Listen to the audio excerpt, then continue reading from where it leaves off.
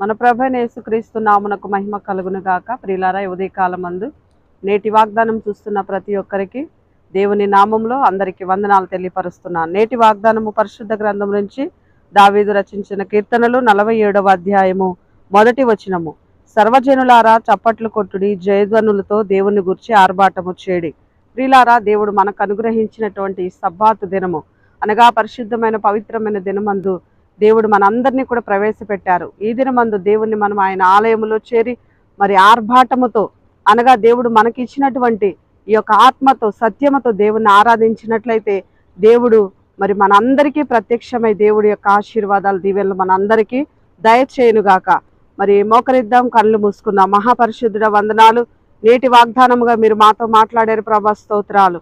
నిజమే నాయన, మీరు మాకు అనుగ్రహించిన పరిశుద్ధమైన దినమును బట్టి స్తోత్రాలు.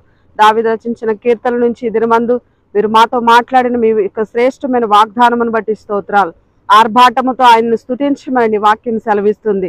అయా, జయధ్వనులెత్తి ఆర్భాటముతో నిన్ను సేవించు భాగ్యమును, హృదయపూర్వకంగా మనోపూర్వకంగా నిన్ను ఆరాధించే గొప్ప భాగ్యమును ఈ దినమందు మాకు అనుగ్రహించినందుకు స్తోత్రములు చెల్లిస్తూ మహిమ ఘనత కీర్తి ప్రభావాలు మీరు పొందమని ప్రభా, ఈ దినమందు నాయన మరి ఎంతమంది అయితే ఈ వాగ్దానమును విని ఆశీర్వాదాలు ప్రభా నీ నామములో పొందుకొందరుగా కానీ ప్రార్థిస్తున్నాం. కృప చూపించండి.